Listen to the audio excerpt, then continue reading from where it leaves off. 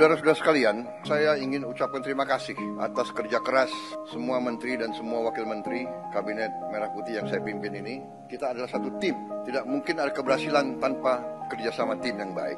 Ya, mungkin kita masih prihatin tim nasional sepak bola kita belum berhasil, tapi kita yakin pasti akan lebih baik di saat-saat akan datang.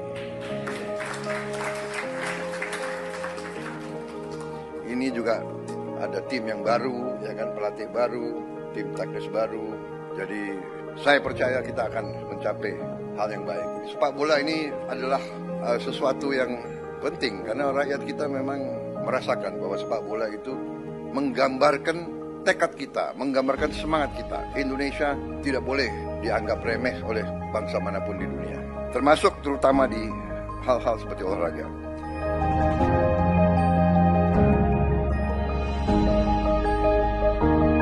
Di saat bulan-bulan ini, apalagi menjelang Ramadan dan Idul Fitri, kondisi pangan kita aman, kondisi pangan kita cukup terkendali. Saudara-saudara, ini jangan dianggap hal yang ringan.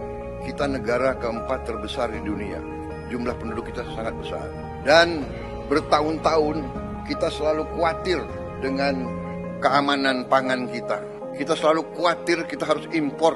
Alhamdulillah tahun ini produksinya sangat baik dan saya monitor harga-harga sampai hari ini terkendali. Kita juga boleh sekarang mulai bangga makan bergizi gratis, sudah menjangkau 38 provinsi dan sekarang sudah 2 juta penerima manfaat. Ini suatu prestasi yang luar biasa. Saya terima surat-surat dari pimpinan-pimpinan dunia. Mereka bahkan mau belajar dari kita. Mereka menganggap bahwa kita salah satu yang paling serius dan paling besar usaha kita menangani ini.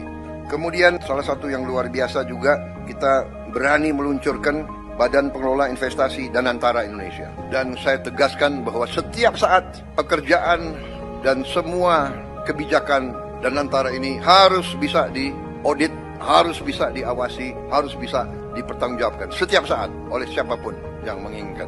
Saya juga melihat bahwa kita sudah mulai meluncurkan program cek kesehatan gratis untuk setiap warga negara. Saya kira ini juga salah satu terobosan saya kira di dunia. Tidak semua negara punya program seperti ini. Kemudian kita juga mengeluarkan peraturan pemerintah nomor 8 tahun 2025, yaitu kewajiban menyimpan devisa hasil ekspor sumber daya alam di dalam negeri. Kalau sudah berjalan, ini akan menambah devisa kita 100 miliar dolar 1 tahun. Kemudian kita juga sudah putuskan, kemarin saya resmikan juga peluncuran bank emas pertama di Republik Indonesia. Kita memiliki cadangan emas ke-6 terbesar di dunia. Ke-6 terbesar di dunia. Tapi kita baru punya bank emas baru tahun ini. Berapa minggu lalu saya resmikan. Kami sudah putuskan juga untuk membangun tahun ini, kita harap segera akan mulai dibangun 200 sekolah rakyat berasrama untuk SD, SMP, SMA berasrama, dan ini sekolah berasrama ini diperuntukkan untuk kaum yang kurang mampu khususnya. Jadi kita dengan ini kita hendak memutus mata rantai kemiskinan. Anak orang kurang mampu, anak orang miskin tidak boleh miskin. Kita dalam waktu dekat akan membentuk 75.000 sampai 80.000 koperasi desa. Kita ingin ekonomi desa, ekonomi rakyat yang paling bawah bergerak dengan cepat, memobilisasi kekuatan yang kita punya untuk menggerakkan seluruh ekonomi, dan ini akan ada suatu dampak yang sangat besar.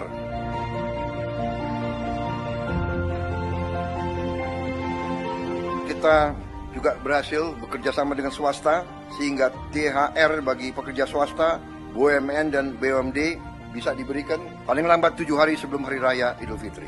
Tahun ini pemerintah juga menaruh perhatian khusus kepada para pengemudi dan kurir online yang untuk pertama kalinya akan menerima bonus Hari Raya.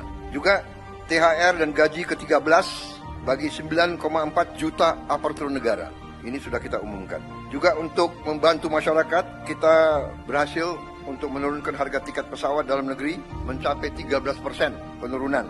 Ini berlaku untuk periode penerbangan 24 Maret 2025 sampai 7 April 2025. Kemudian penurunan tarif jalan tol sebesar 20% di berbagai ruas jalur mudik selama 2 minggu. Juga diskon 25% penurunan harga untuk tiket kereta api sesuai tanggal yang ditentukan. Juga saya ucapkan terima kasih beberapa kementerian lembaga mengeluarkan kebijakan untuk membantu mengurangi beban masyarakat dengan memberi bantuan mudik gratis. Hingga juga ada diskon mencapai 50% untuk provider seluler dari Kementerian Komdiji. Kemudian alur lalu lintas dijamin harus berjalan lancar melalui jalur darat, kereta api, udara, dan laut. Tentunya Menteri Perhubungan yang akan leading dalam pengendalian dan koordinasi hal ini semua. Menteri Perdagangan memantau terus ketersediaan bahan pangan dan harga bahan pokok.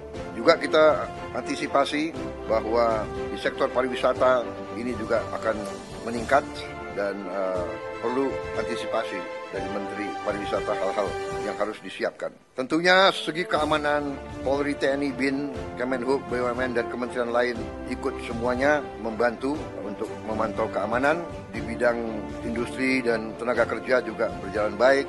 Saya juga minta pelayanan publik terutama semua rumah sakit harus siap, semua fasilitas kesehatan, juga sektor perbankan disiapkan dengan baik. Peringatan dan informasi cuaca, saya juga mohon terus masyarakat diberi informasi terus-menerus.